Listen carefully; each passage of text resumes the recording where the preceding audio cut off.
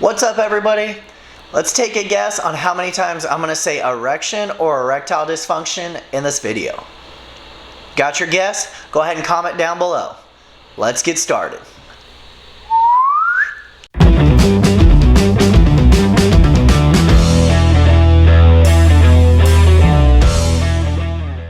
Who here wants to please their mate? If you do, go ahead and hit that like button. Erectile dysfunction is not just for old men like we all see in those commercials. It also occurs in young men very often. But how common is it? A recent study showed that an ED prevalence of 8% amongst men aged 20 to 29 years and 11% amongst those aged 30 to 39. But how many guys are dealing with it and not talking to their doctors about it? Most likely a much higher rate. You may be like I was and think, hey, it's working, even though it might not be working correctly. Erectile dysfunction can be a very embarrassing thing to discuss, especially in us younger men.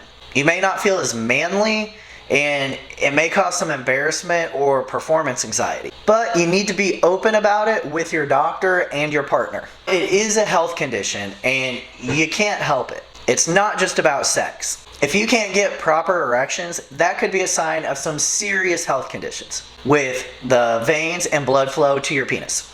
Penis. There's erectile dysfunction and also low libido. Low libido is where you're just not interested in sex, or you have a reduction in sex drive. So some symptoms of ED. Men typically have 5 to 9 erections throughout the night. So if you're not waking up with that morning wood, that's a sign. So think about it as your penis is basically exercising during these erections. All of the tissue that should be filling with blood and staying strong is diminishing in strength and quality due to the lack of these erections. Essentially, if you aren't using it, you're losing it. It's a vicious cycle because the less erections you have, the more your penis strength goes downhill, which causes you to have less erections. If it takes you a while to get an erection, that's a symptom. But if it's not filling fully with blood, that's also another symptom. Some people have severe ED where they can't even get it up, but many people have a less severe issue. If it takes you a while to get an erection, or if you aren't having the blood flow to become fully erect, those are major symptoms. It can be caused by many reasons.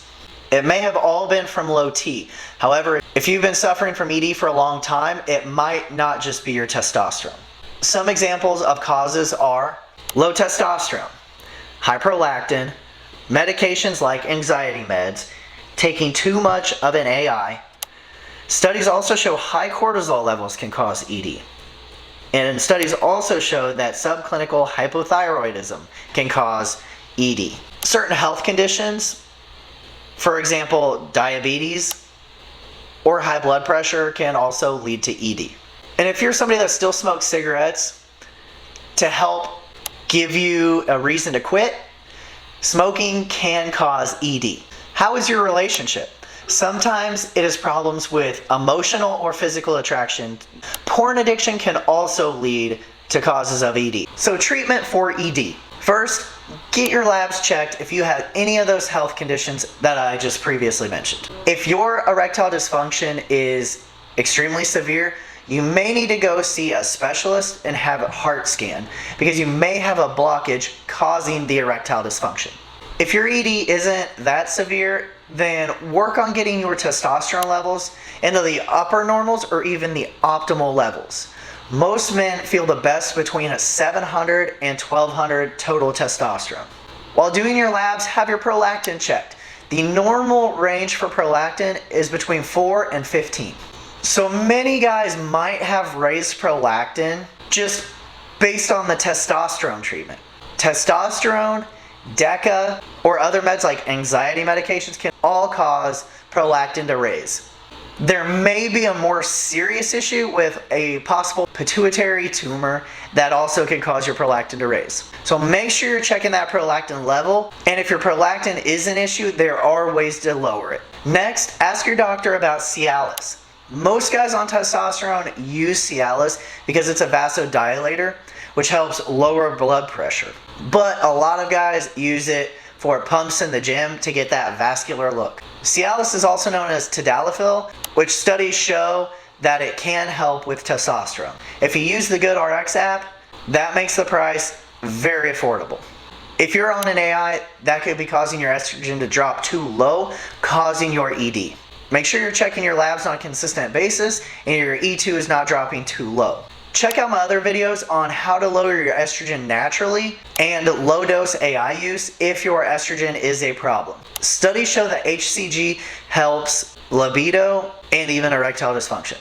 There's so many supplements out there that could help with your erectile dysfunction, including some herbal ones. However, nothing is going to work quite like testosterone and Cialis. Some people with severe cases may go to a doctor for ultrasound shock wave treatment, also known as Gaines wave treatment.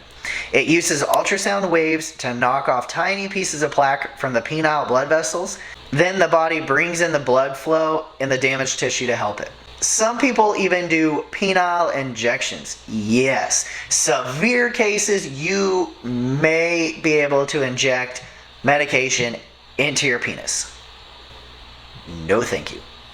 So what is my personal experience with erectile dysfunction? My first doctor to treat my testosterone was an endocrinologist, and if you've seen my other videos, you'll know I'm not the biggest fan of her.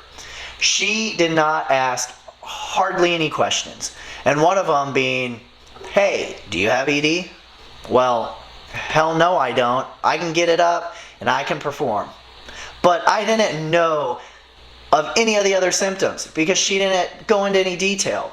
That's all she asked was, do you have ED? I didn't realize that the lack of morning erections, the lack of blood flow to my penis, and the amount of time it took to get it up were all symptoms of ED. I think those things are extremely important for those of you out there who say you do not have ED. Make sure you're checking for those other symptoms. Now, my prolactin level was at an 8 when I first started. Shortly after starting TRT, it rose all the way up to 20. However, through natural supplements, I was able to drop it down to a 16. My next doctor prescribed me Cialis, and that is when things really started looking up.